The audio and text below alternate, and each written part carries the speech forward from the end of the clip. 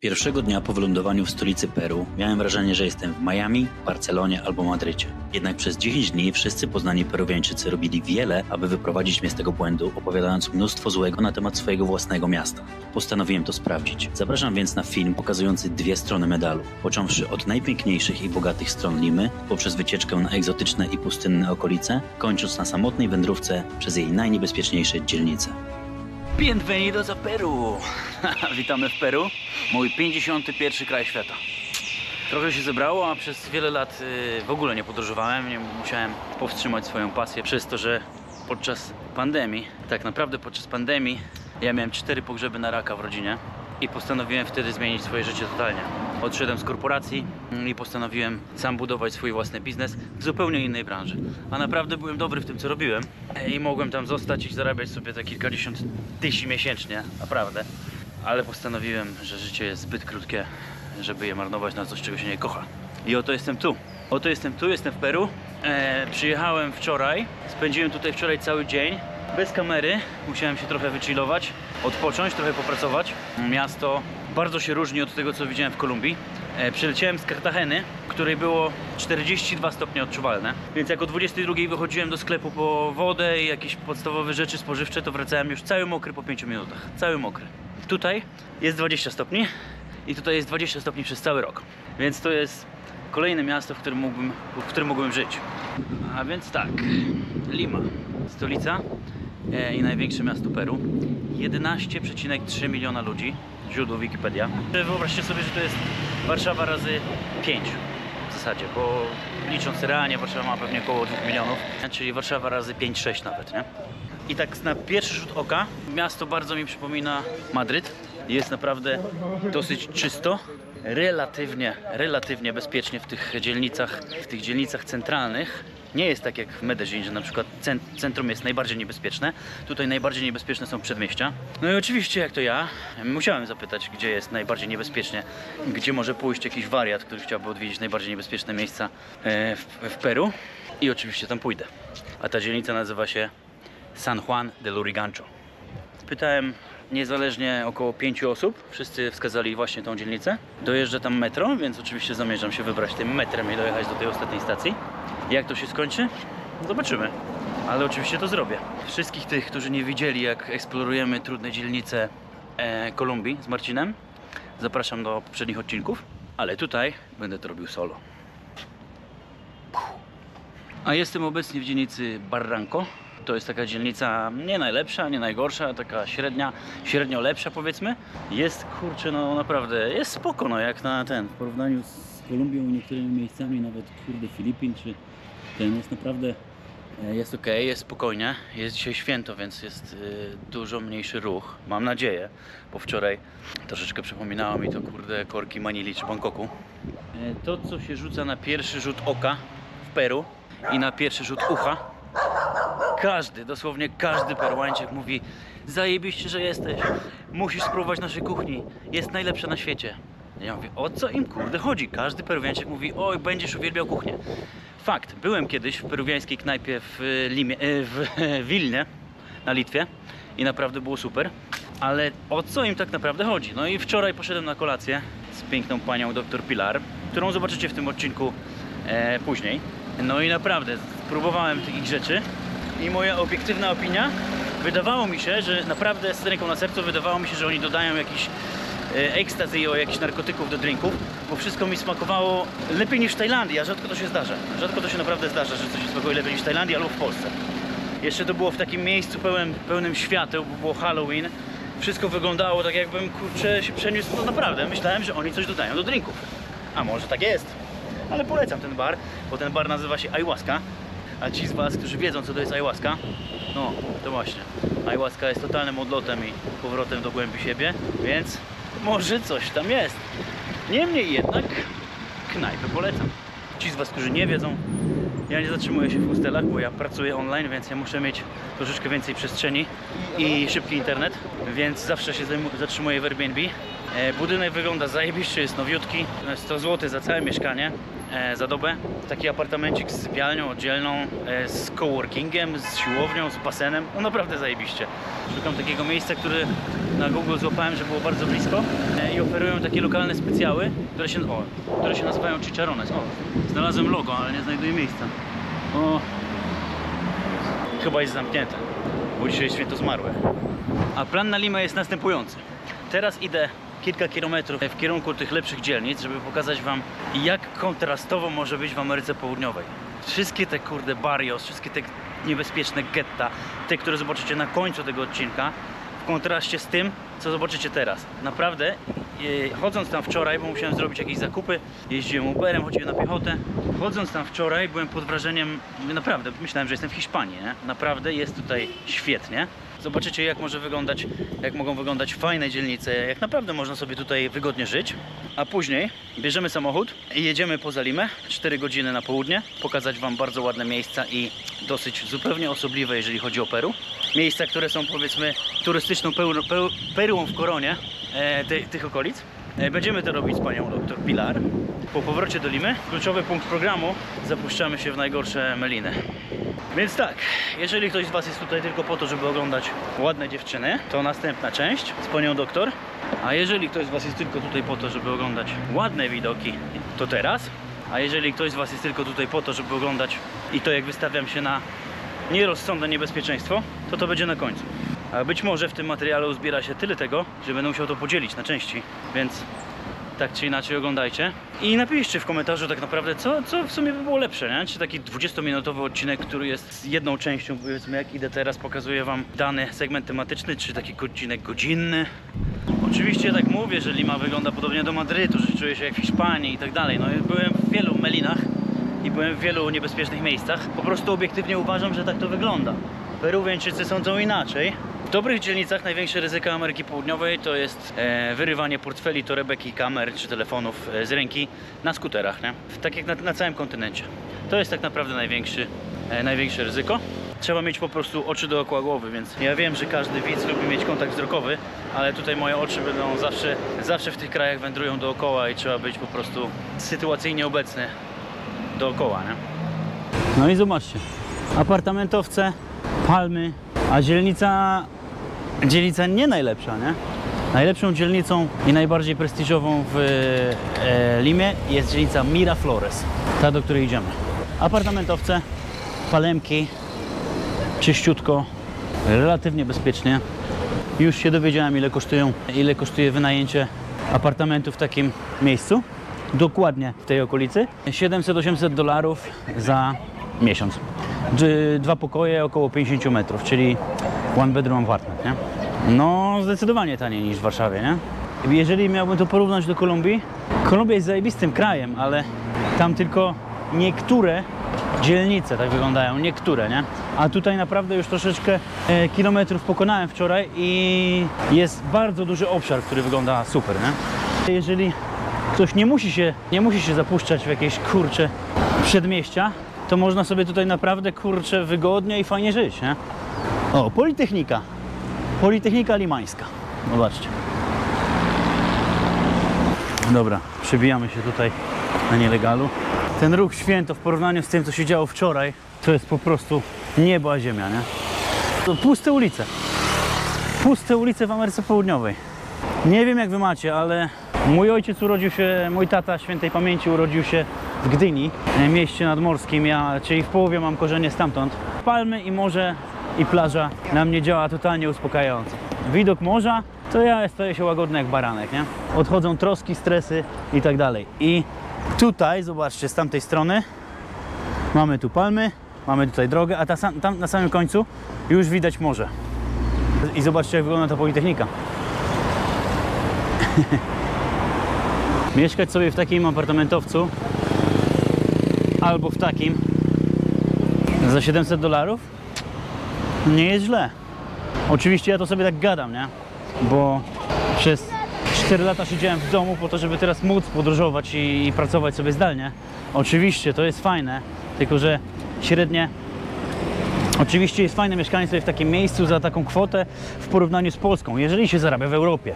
Pensje tutaj znacznie odbiegają od tego, co mamy nawet w Polsce, nie? Niestety tak jest. To jest ta bolączka Ameryki Południowej i Afryki zresztą także, że te pensje są dosyć niskie, a ceny usług w Peru są bardzo podobne. Ja oczywiście wczoraj raczej porównywałem ceny usług typu operacja biustu, botox i tego typu, bo akurat miałem od tego właśnie ekspertkę, ale mniej więcej te ceny są takie same jak gdzieś w Warszawie czy w Krakowie. Dobra, im bliżej morza dochodzę, tym bardziej mi się to podoba. Muszę tutaj zrobić jakiś nielegalny manewr i zobaczyć, jak to wygląda tam. Wchodzimy tu, kurde, za barierki. A, no tu budują trasę. I ona będzie szła aż tam. A my jesteśmy gdzie? Bicentenario? RK Bicentenario, ale wydaje mi się, że ten napis jest trochę urwany, więc nie oddaję. Ten płot przerwał ten napis. Tu już zaczyna być naprawdę grubo. Zobaczcie, jak to miasto jest położone. Tu znowu dokonałem nielegalny manewr za barierki. Zobaczcie, jak to wygląda stąd już. Tu idzie trasa dołem. Powiedzmy coś na kształt plaży, chociaż tam ludzie są. I całe miasto położone na klifach. No już stąd to wygląda zajebiście. O, tam latają, kurde, tam latają motolotnie albo spadochrony. Zajebiście, idziemy sprawdzić. Bardzo jestem ciekaw, ile tutaj kosztują apartamenty. Na przykład taki na górze z tarasem, z widokiem na to. Podejrzewam, że nie $700, to nie jest Wietnam, ale może tak, no. Jeżeli tak, to zostaje. Najprawdopodobniej oglądacie to w Polsce w zimę, więc takie rzeczy, które widzicie teraz, są niemożliwe wręcz, bo musielibyście siedzieć na tak zwanym błocie śniegowym. Sorry.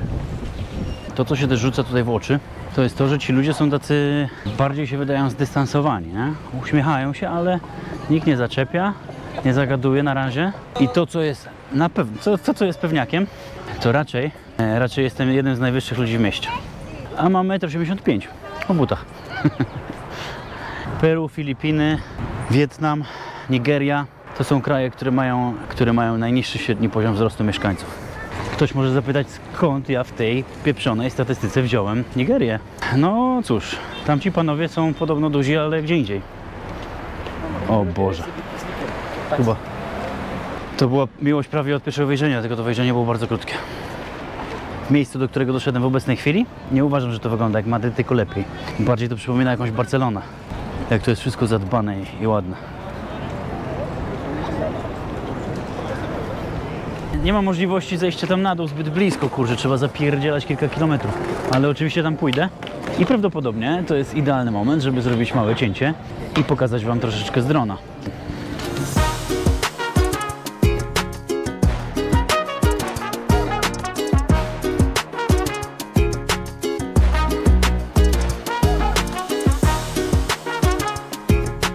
Znalazłem surferów. Zajebiście. Wielka metropolia położona na skarpie i kurde, jeszcze można surfować, nie? Nie trzeba jeździć do Australii. Tam widać ich na dole. Dobra, przechodzę przez barierkę. Wszystkie te małe kropki to są surferzy. O, i tam na dole, na plaży, ci, którzy odpoczywają. Varsovia. ¿Y tú eres de aquí? No, de Amazonas, Iquitos. ¿Amazonas? Ah, ok. ¿Conoces Iquitos? Iquitos no. Sí, soy de Varsovia. Es mi segunda día en Perú. Oh, vaya, tu Perú. Yo soy de Cusco, mi mamá de Cusco. ¿Sí? ¿De Cusco? Sí. Voy a Cusco en una semana. Oh, pero tú no eres alemán, ¿no? ¿Ah? No alemán. No alemán. No. Porque alemán... Znalazłem ten gościa, który nie lubi Niemców. No te gusta Alemania. Polonia no gusta mucho Alemania, pero ¿Por qué? ahora no somos Enemigo. ambos estamos en español, European Union. Europeo. Ah, sí. Mi papá. ¿Por qué cama se está cama? Dobra, pogadamy. Czemu nie? Mi papá. Tu papa? Shaman? Cuando tú vas a Cusco tienes que tener coca. Coca? Sí. Altitud. Yo estoy grabando un video ahora. Sí. No hablo con Coca. Ya, finito. Finito. No, gracias. No quiero. Coca Leaf, no Coca Leaf. Ah, Coca Leaf. Ah, No, Coca Leaf. no cocaína. No, Coca Leaf. Sí. Este es para tú. No. Gracias. A Cusco, de Cusco. Cusco, de montaña se ve en color. Ok. ¿Qué te dedicas en Lima? Yo trabajo artista. Artista. Mi papá es hombre espiritual, chamán. Jego ojciec jest szamanem w Amazonii. Grubo. On troszeczkę wygląda jak ten szamana. Es hoja de cocalí. Ajá. Es como un té, como un mate para ¿Qué haces con eso? Yo mastico. Para actitud, energía Ah, sí, sí, sí. positiva. Mira, Co my tu mamy? To jest artysta. Tu hacer eso? sí, Okay. Dobra, gość tak, sprzedaje liście koki, robi bransoletki, robi to, jest szamanem, człowiek orkiestra. no, para tú. No, gracias. Sí, para tú. Recuérdame de mí. No, para tú. Pero eso quiero. No, eso, por favor. eso, Es pero... ayahuasca. ¿Ayahuasca? Sí. ¿Ayahuasca? Ah, claro. No, gracias. Pozbyłem się szamana, a teraz zobaczcie, w jakim ja w ogóle jestem miejscu i jak położona jest ta kafejka. Tu jest jakiś... Co to jest? No nie wiem, zaraz sprawdzę, co to jest. Ale zobaczcie, tu, a tu kafejka. Na samym rogu. To jest podobno bardzo słynna kafejka z krepami lokalnymi. Zobaczcie, jak to wygląda.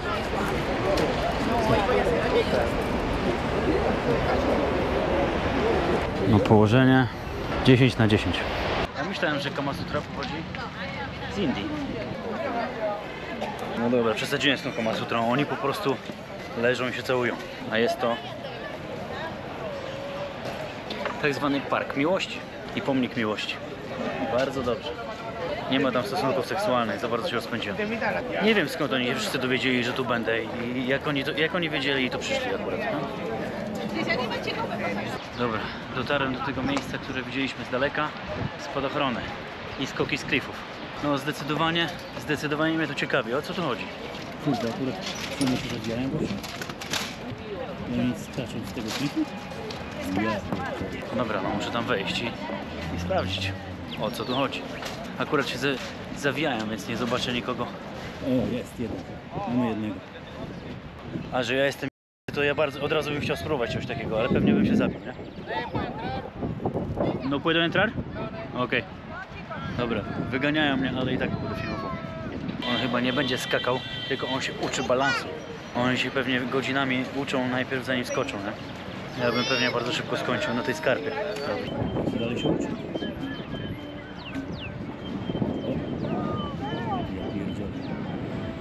Widać, jakie to jest mega trudne. Bo tutaj skaczesz, jedyną twoją siłą natury jest wjazd, tam nie masz silnika jak na motolodzie, że sobie skaczesz, sobie kierujesz, nie? Tutaj bardzo łatwo się zabić.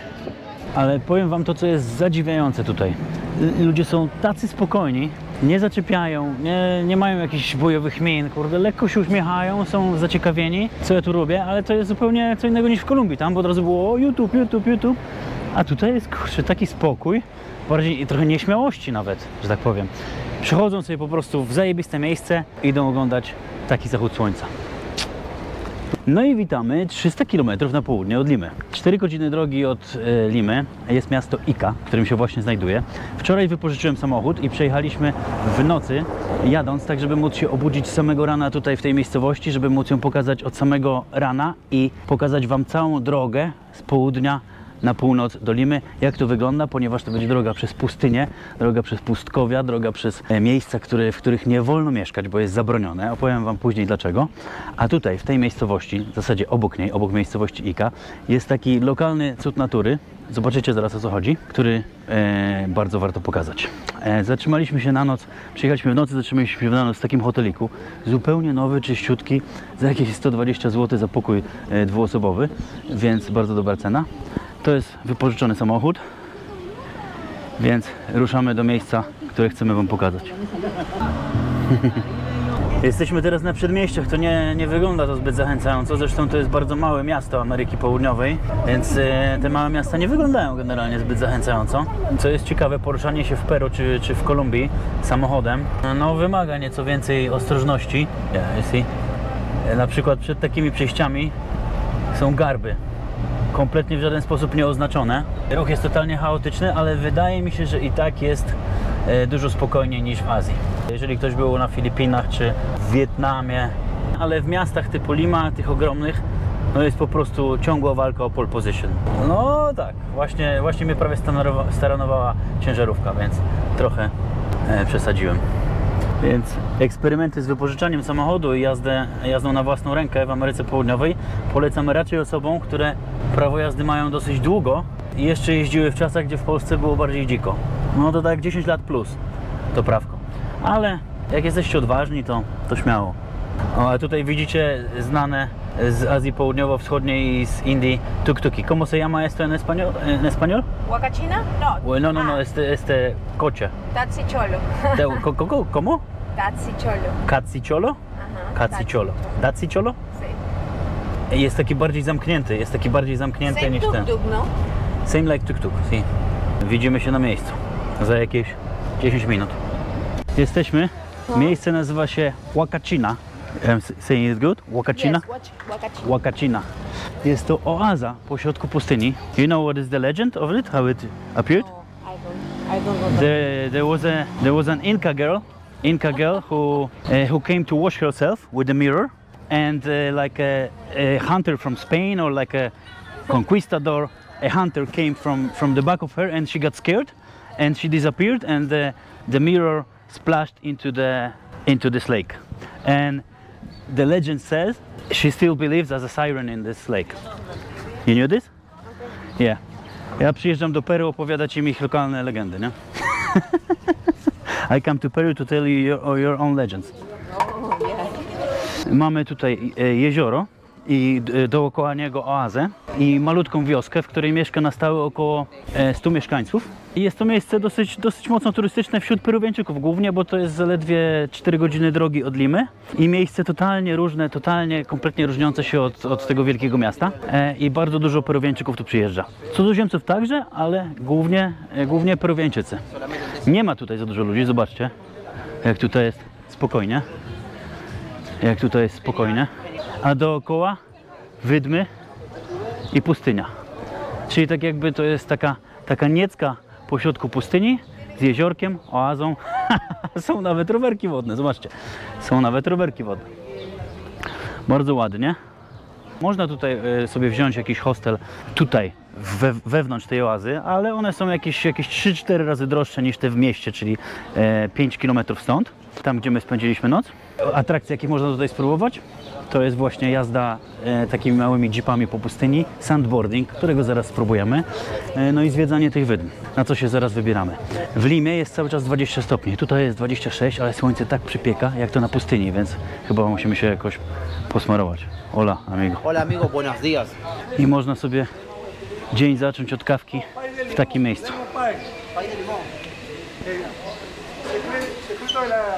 O, zobaczcie, kurde, tutaj zajebista miejscóweczka na ten. Mega. Pilar, we dive into the lake and look for the siren, yeah? She lives here.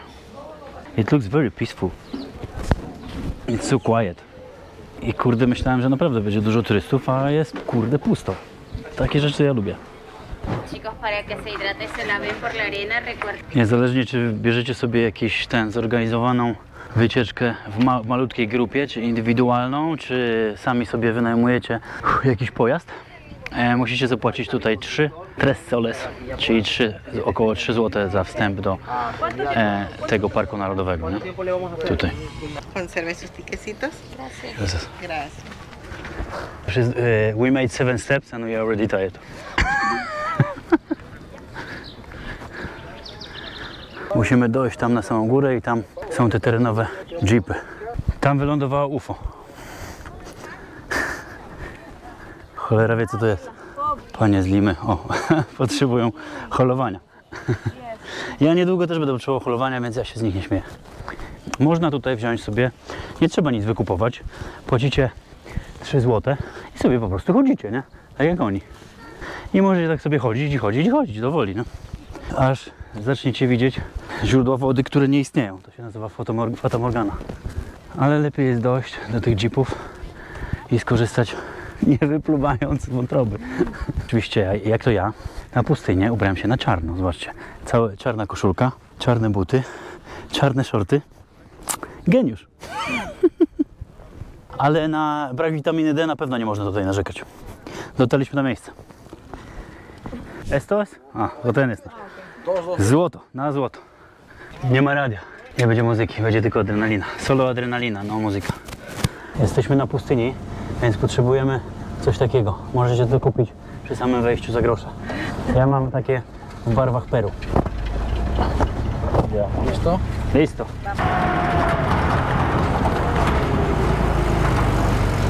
A, zobaczcie o co tu chodzi. Gość się zatrzymał na środku pustyni na stacji benzynowej.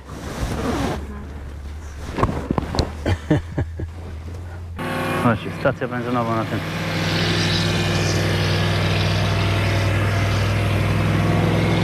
Fura zatankowana, jedziemy dalej. Wjechaliśmy kilka kilometrów w głąb od tej oazy i naprawdę jak tutaj się rozejrzę w tą stronę, kompletnie nie ma nic. W tamtą stronę kompletnie nie ma nic. Tam daleko jest ta dolina i góra, jest miasto Ica. To jest jakieś 8-10 km. A tam przejeżdżaliśmy, to będzie pewnie w montażu, są jakieś slumsy na samym środku tej pieprzonej pustyni.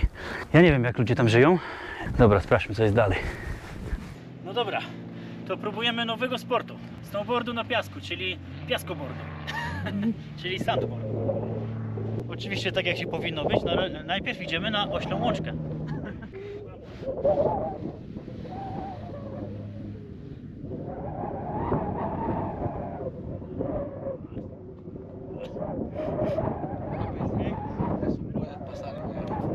Wywaliłem się na oślej łączce, więc jak już mam się wywalać, to chociaż z dużej górki.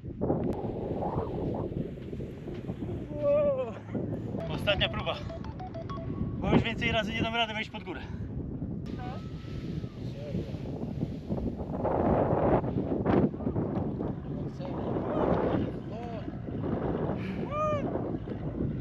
Jak widzicie, jest to pustynia, a na pustyni raczej się nie siedzi grać w warcaby i za dużo do roboty nie ma. Więc można sobie poszaleć na tych jeepach, można popróbować nowych rzeczy, ale długo czasu wytrzymać się tutaj nie da. Wracamy na obiad i chcę wam pokazać to, co sam prawie widziałem w nocy. 300-kilometrową drogę przez pustkowia Peru i zatrzymamy się po drodze przy pięknych klifach, pięknych plażach i dzikich, niezamieszkałych wyspach. I to jest bardziej interesujące niż siedzenie kurde pół dnia na pustyni. Rozumiem tych ludzi, którzy na filmach idą 3 dni przez pustynię i zobaczą nagle wodę. Ja się teraz tak czuję. See, all of these movies, when people walk through the desert for 3 days and they have no water and now they see water. I feel like this now. Yes. Yeah, I wanna jump in. Ale zobaczcie, niestety nie wolno dokarmiać ptaków, łowić ryb, pływać.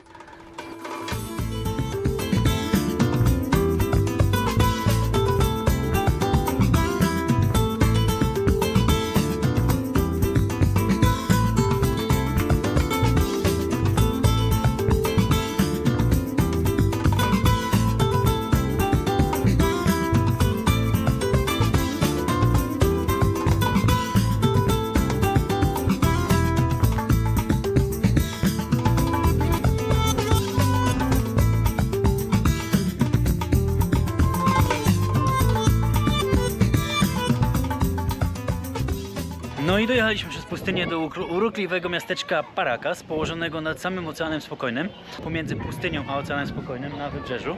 Najczęściej dojeżdża się tutaj rano, stąd przyjeżdżają właśnie całodniowe wycieczki z Limy, ale my tu przyjechaliśmy po południu, więc idziemy sprawdzić, czy udało się... O, chyba się udało. Udało się wynająć za jakieś grosze łódkę, która zabierze nas na tamte wyspy, na tamte niezamieszkane wyspy. A plaża tutaj wygląda tak, kurczę, no nawet nie no, glony nie zachęcają do kąpania się. Ja jestem cały w piasku po tym sandboardingu, więc na pewno jak będzie możliwość, to wskakuję do wody. Trzeba znaleźć bankomat i chyba właśnie go znalazłem, co jest dosyć osobliwe w Ameryce Południowej, bo jest ich strasznie mało, bo nie chcą przyjąć pieniędzy. Mówią, że to fałszywka. Dobra. ¿Está bien? Okej. Nie, jednak się zdecydowało, kurde, wziąć tą kasę.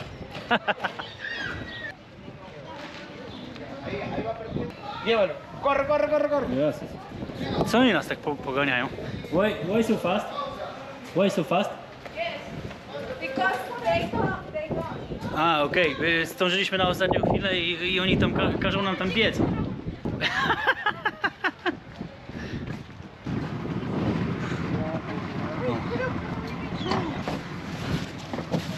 ¿Quieres otro? How much did you pay for this? 35 peppers. 35 peppers. 35 zł od osoby.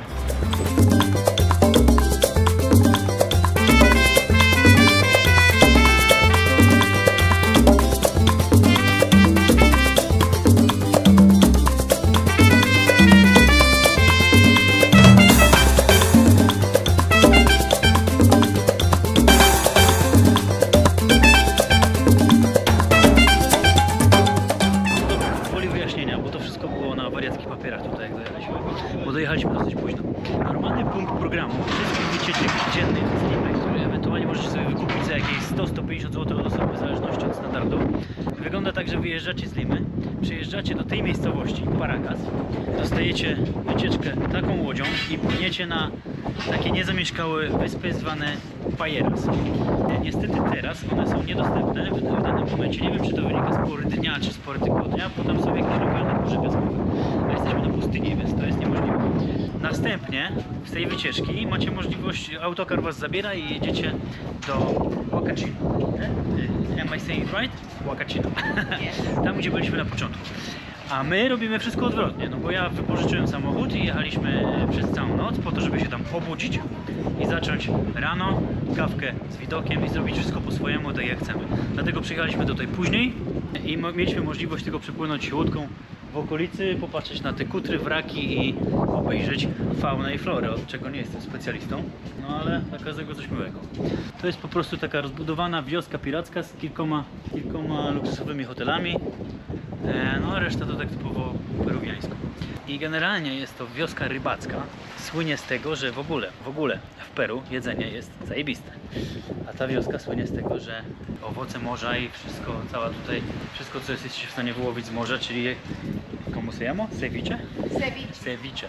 Ceviche to jest taka też potrawa narodowa peruwiańska, z której słyną z tego. I tutaj można zjeść bardzo świeże, nietransportowane nigdzie, wyłowione prosto z morza, więc właśnie idziemy tego spróbować. A zobaczcie, jak to wygląda z tej strony.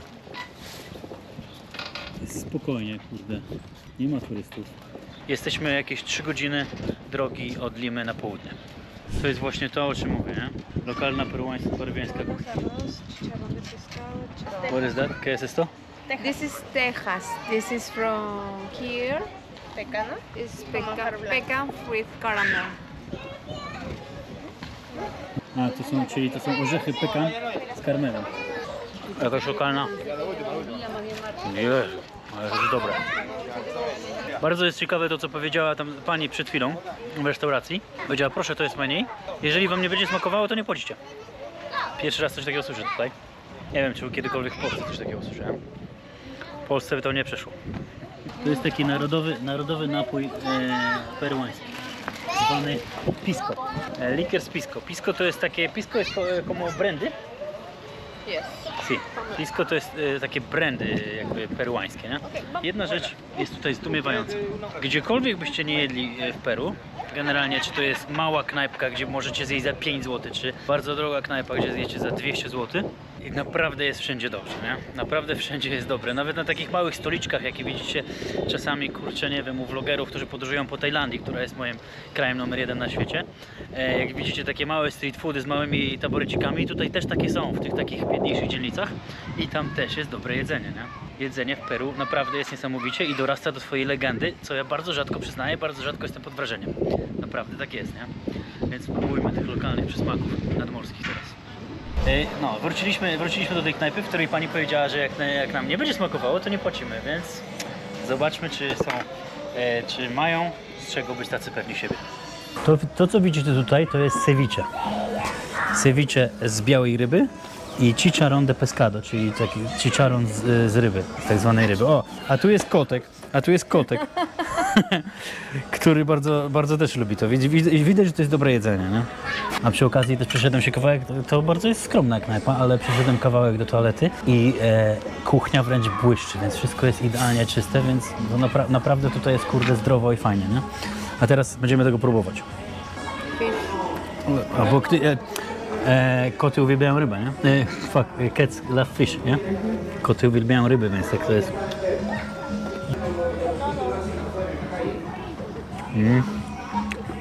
No, Pani się śmieje, o, będziesz płacił. No tak, no niestety będę płacił.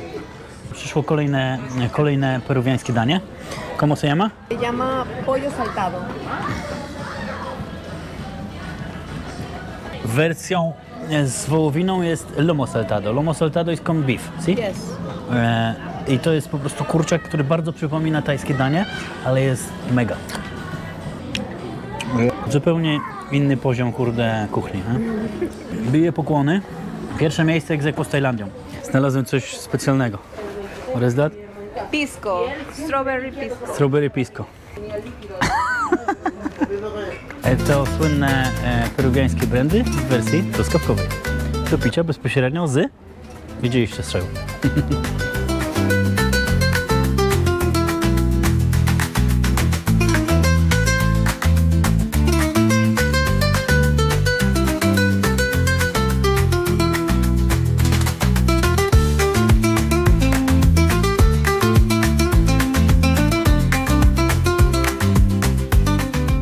Wracając jeszcze na chwilę do wypożyczenia samochodu, to coś Wam pokażę. Jesteśmy teraz w miejscowości Pisco, skąd pochodzi ten słynny napój Pisco Sour. Z tej strony mamy zachód słońca nad Pacyfikiem, a z tej strony mamy peruwiańską pustynię. Bardzo ciężko jest dojechać w takie miejsca autokarem. No, czasami może się zatrzymują w jakichś fajnych miejscach, ale tutaj mamy kompletne zadupie i w zasadzie mamy, kurde, z jednej strony pustynię, a z drugiej strony mamy ocean. A taki samochód wypożyczyliśmy, kurczę, za $40 za dzień, Toyota. I to, co jest w nim bardzo ciekawego, to Wam pokażę w środku. Widzieliście kiedyś, żeby samochód miał hamulec ręczny przy nogach? Czyli u nich pierwszy raz coś takiego, kurde, widzę na świecie, żeby hamulec ręczny był nożnym hamulcem. Jedziemy dalej, bo chcę Wam pokazać jeszcze tak zwaną strefę zakazaną, w której nie wolno mieszkać w Peru. Zatrzymałem się w takim miejscu, w którym nie wolno się zatrzymywać za bardzo, żeby specjalnie Wam coś pokazać. Z tej strony jest jedna fabryka, z tej strony jest druga fabryka, a tam jest rafineria. To jest strefa, w której nie wolno ludziom mieszkać. Jest takie miejsce w Peru, które ze względu na to, że jest zagrożone katastrofą ekologiczną i zanieczyszczeniami, spalinami i zanieczyszczeniem wody i wszystkiego, nie wolno tutaj mieszkać w promieniu w ogóle kilometrów. Nawet nie mieszkają tutaj pracownicy. Pracownicy mogą tylko tutaj dojeżdżać. Jest tak niebezpiecznie, że nie wolno tutaj mieszkać. Zatrzymałem się tutaj specjalnie, żeby Wam pokazać, że istnieją takie strefy. Skoro tutaj są takie strefy, w których nie wolno mieszkać, bo jest takie zanieczyszczenie i takie zagrożenie ewentualną katastrofą, bo jeżeli by to wybuchło, ta rafineria by wybuchła, to by była dziura w ziemi w promieniu kilku kilometrów, to zastanawiam się, jak to wygląda w porównaniu z naszym europejskim Zielonym Ładem, nie? Wiadomo, że Unia Europejska przesadza mocno w drugą stronę, no ale oni chyba trochę też. Zastanówmy się może nad jakimś złotym środkiem. A generalnie, co jest też ciekawe tutaj, w tej strefie, w której nikt nie mieszka, Peruwiańczycy robią tutaj takie interesujące zabawy, z tego co słyszałem. Jak już zapadnie totalny zmrok i totalnie nie widać, jest totalnie ciemno, tak jak jechałem wczoraj, potrafią kłaść kamienie na drogę, tak żeby, wielkie kamienie na drogę, tak żeby samochody się zatrzymywały. Jak samochód się zatrzymuje, to podbiegają z pistoletami i wysadzają z samochodu lub zabierają Ci wszystko, co w tym samochodzie masz. Przygoda, więc jedziemy dalej. No dobra, przyszła pora, by pokazać Limę z nieco innej strony, trochę bardziej niebezpiecznej, trochę bardziej biednej, trochę bardziej ludzkiej. To, co widzieliście na samym początku, czyli tak naprawdę życie w 3 dzielnicach, Miraflores, Barranco i San Isidro, to jest życie w pewnego rodzaju bańce. Można tak sobie żyć względnie bezpiecznie, względnie luksusowo i nie wyjeżdżając poza te dzielnice jest dosyć fajnie. Ale tak naprawdę większość tego miasta jest bardzo niebezpieczna i tego, co się nasłuchałem tutaj przez 10 dni, bo to jest mój już 10. dzień tutaj, przyprawia wręcz o zawrót głowy. Trochę Wam z tego pokażę dzisiaj, bo zamierzam się przejść przez najbardziej niebezpieczne rejony Limy. A zaczynamy skąd? Z dachu Limy. Z miejsca, które nazywa się Cerro San Cristobal. Skąd mamy widok na każdą stronę Limy.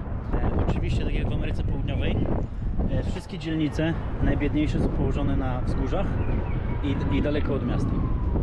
Tutaj, w tą stronę, mamy dzielnicę Rimac, jedną z najbardziej niebezpiecznych w Limie. Z tej strony mamy dzielnicę Las Flores i dalej mamy dzielnicę San Juan de Lurigancho.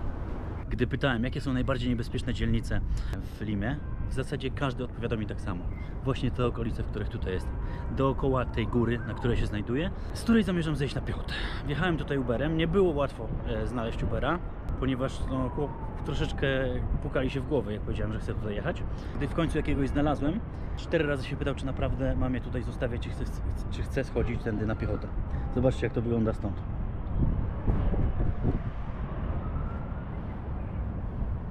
San Juan del Urigancho. Ciągnie się kilometrami w tamtą stronę po górach. Zobaczymy, co z tego wyjdzie. Troszeczkę mnie czeka spaceru.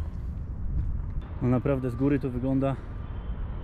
Już z góry to wygląda przerażająco. A co dopiero będzie w środku?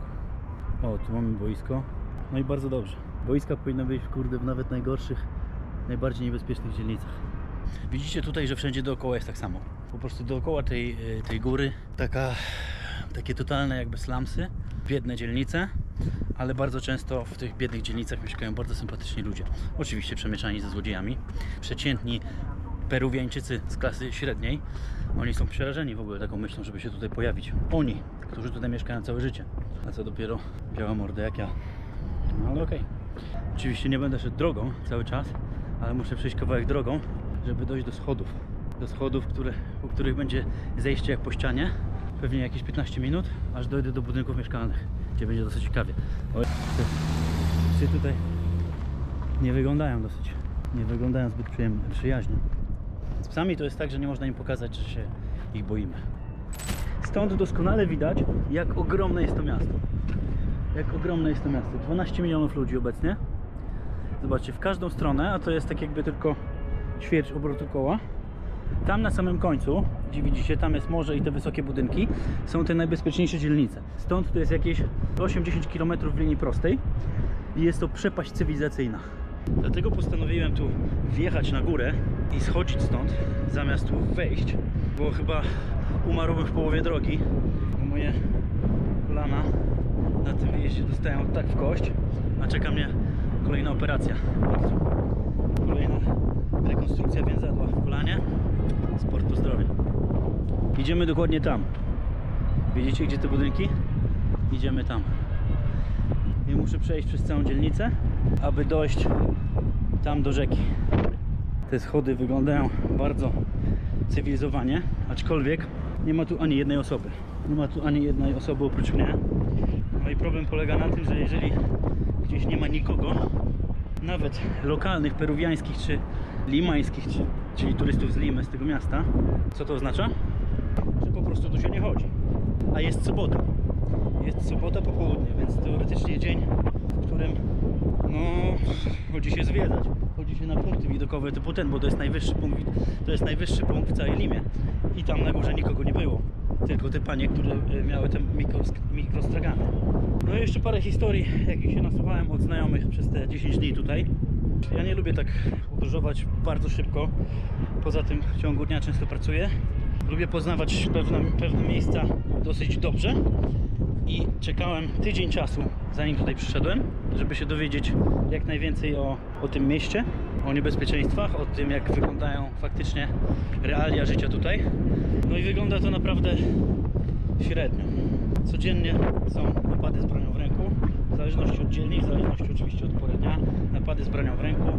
Pilar, która jest lekarzem, którą widzieliście w poprzedniej części, co prawda jest chirurgiem plastycznym, ale cała jej rodzina jest lekarska.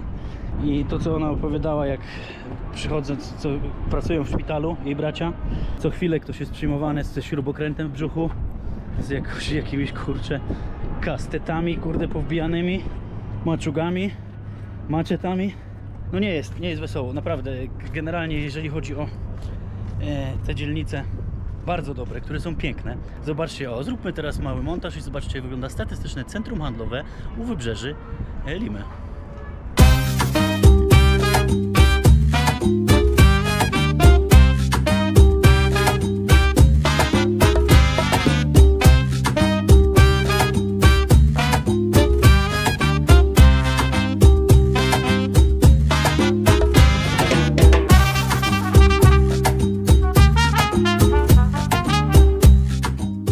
Doszedłem do jakiegoś, no kurde, no to nawet w takich dzielnicach jest miejsce na artyzm. Zobaczcie, jak to fajnie wygląda. Leticia, chyba nazwa obszaru.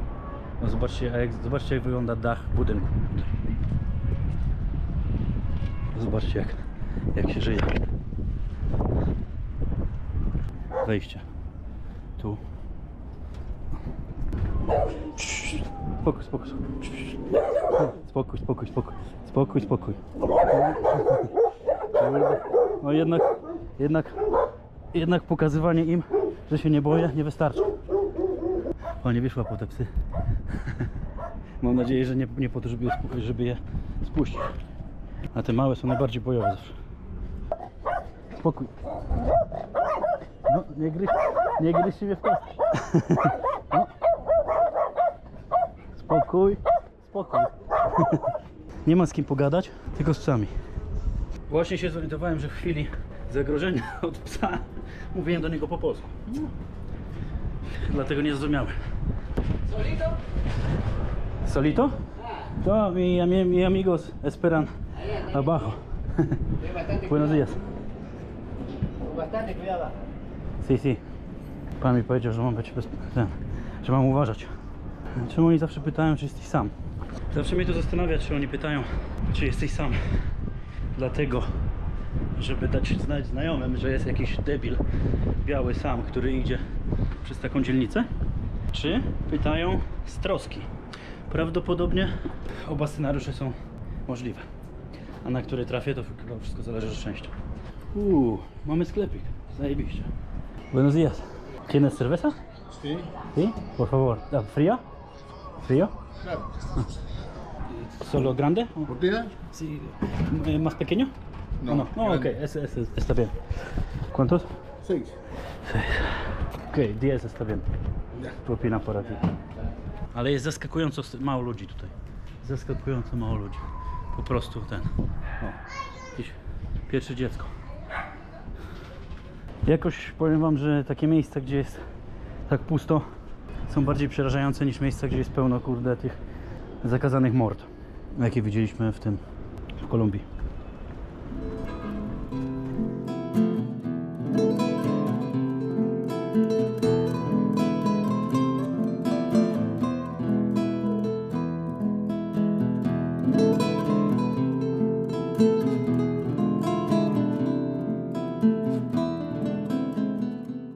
Doszedłem do jakiejś główniejszej drogi i znalazłem mini stadion w lokalnym getcie. Zobaczcie.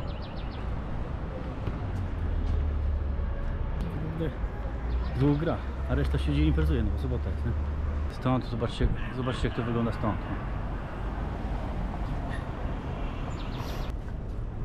Tengan cuidado. Si, si.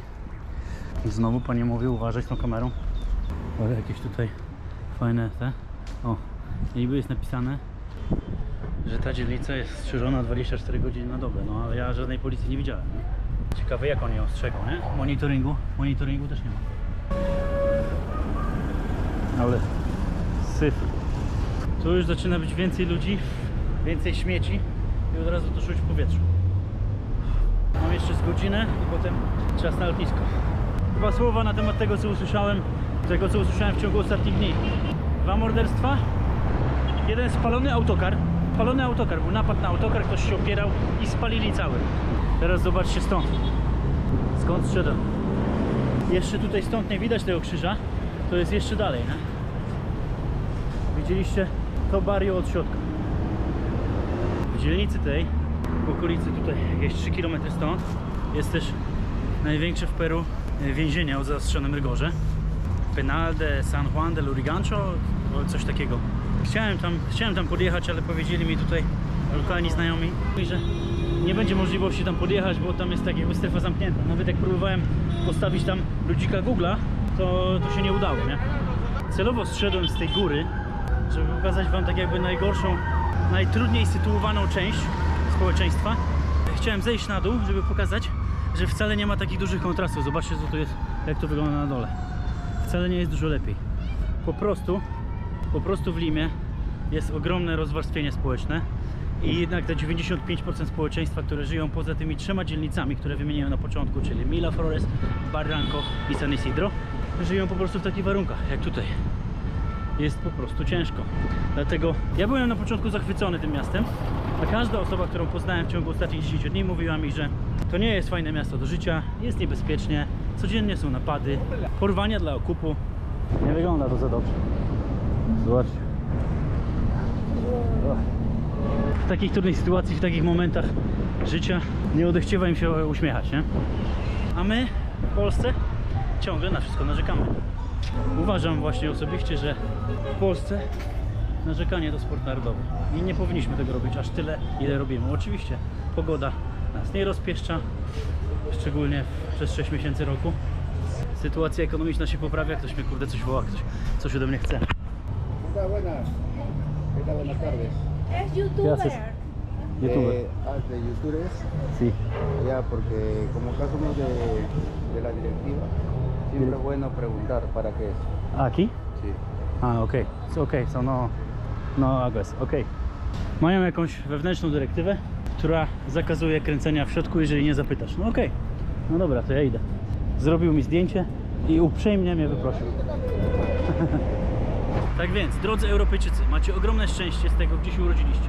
Niezależnie od tego, czy była to Polska, Słowacja, Słowenia, czy Mołdawia, która nie jest w Unii Europejskiej. W Europie jest coraz lepiej i w kontraście z 90% Ameryki Południowej macie ogromne szczęście, że mieszkacie tam, gdzie mieszkacie, więc trochę mniej narzekania i trochę więcej uśmiechu, tak jak tutaj. Więc zostawiam was z tą myślą na przyszłość i widzimy się w Cusco.